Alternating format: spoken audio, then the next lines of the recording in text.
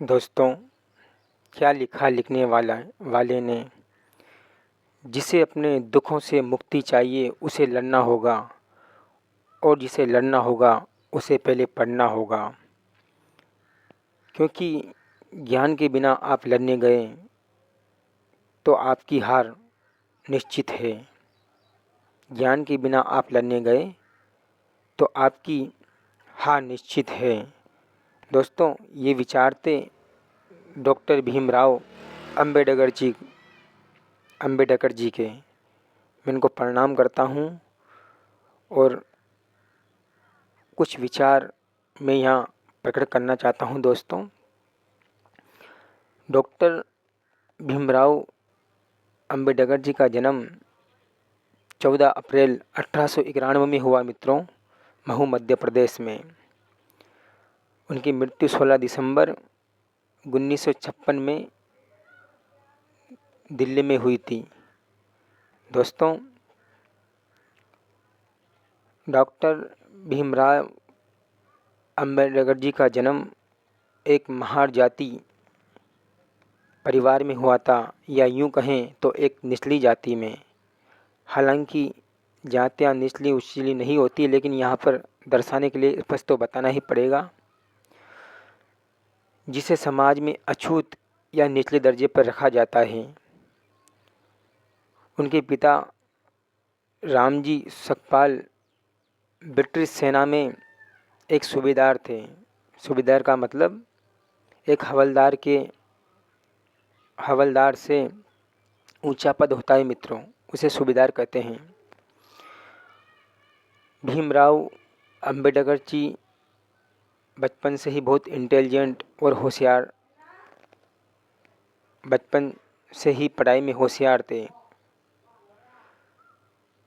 लेकिन जातिवाद और भेदभाव का उन्हें बहुत सामना और बहुत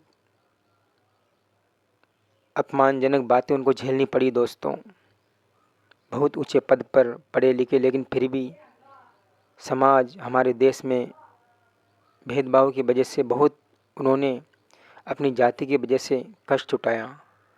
मित्रों, मैं आज एक बात यहाँ पर कहूँगा कि जीवन में हम किसी भी समाज में हुए, किसी भी कास्ट पर हुए, कभी भी किसी समाज का या नीचे वर्ग का कभी अपमान नहीं करना चाहिए। उसी जाति से कहकर उसका कभी भी अपमान नहीं करना चाहिए मित्रों, क्योंकि उसकी आत्मा को बहुत पीड़ा होती है, तो पता ही नहीं क्या क्या बद्दुआ देता है। या मैं यही कहूँगा दोस्तों, सबका सम्मान करना चाहिए, क्योंकि कोई जाति से नहीं अपने कर्मों से महान होता है दोस्तों। पर पता नहीं आज बहुत से इंसान, बहुत से समाज किस दिशा में जा रहे हैं। चलो छोड़ो, जो भी है, आगे सुनिए दोस्तों। अंबेडकर जी ने अपनी पढ़ाई मुंबई से शुरू की और बाद में ऊंची शिक्षा प्राप्त करने के लिए वह विदेश चले गए।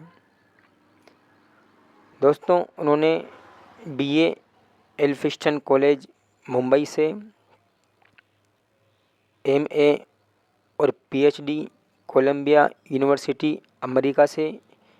ये बहुत ऊंची पढ़ाई है मित्रों, जो शायद आम नागरिक नहीं कर सकता। और doctorate of science London school of economics. दोस्तों, ये डॉक्टरेट ऑफ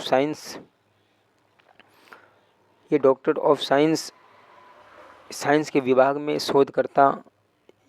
ये भी पीएचडी से ऊपर की डिग्री होती है, बहुत गहरी, जिसमें अनुसंधान करने के लिए, और ये केमिस्ट्री फिजिक्स साइंस के बाद की उपाधि होती है। इसकी पढ़ाई के लिए उन्होंने इसकी पढ़ाई को किया और बैरिस्टर ग्रेज इन लंदन से कानून की पढ़ाई भी की अंबेडकर जी ने। इसके साथ ही दोस्तों एक वकील की अच्छी पढ़ाई की, वह एक अच्छे वकील भी थे। वास्तव में कम बात नहीं दोस्तों कि एक छोटे परिवार में जन्मा इंसान और अपने कर्मों से इतनी ऊंची पढ़ाया, ये कोई परमात्मा का सेवक ही मानो, जो हमारे देश को बहुत कुछ देने आई था। दोस्तों, अंबेडकर जी ने सामाजिक कार्य और हमारे जीवन में हमारे देश के बारे में बहुत समाधान किए। और अम्बेडकर जी ने जीवन भर जातिवाद, छुआछूत और सामाजिक भेदभाव के खिलाफ संघर्ष किया। उन्होंने अछूतों को मंदिर में प्रवेश पाने के अधिकार और जैसे हुई आंदोलन का नेतृत्व किया। अधिकार उन्होंने अछूतों को मंदिर में प्रवेश पाने के अधिकार और बहुत से आंदोलन में उन्होंने उन अछूतों को समझाया और प्रेरित किया। या यूँ कहें दोस्तों कि जो भेदभाव उनके ऊपर हुआ करता था, उनके बारे में उन्होंने उनको सिखाया कि संघर्ष करो, अपने हक की लड़ाई लड़ो और जीवन में कुछ पाने के लिए हमेशा अपनी लगन से लगे रहो। दोस्तों, उन्होंने हमारे देश में, हमारे भारत में बहुत अच्छा संविधान दिया है।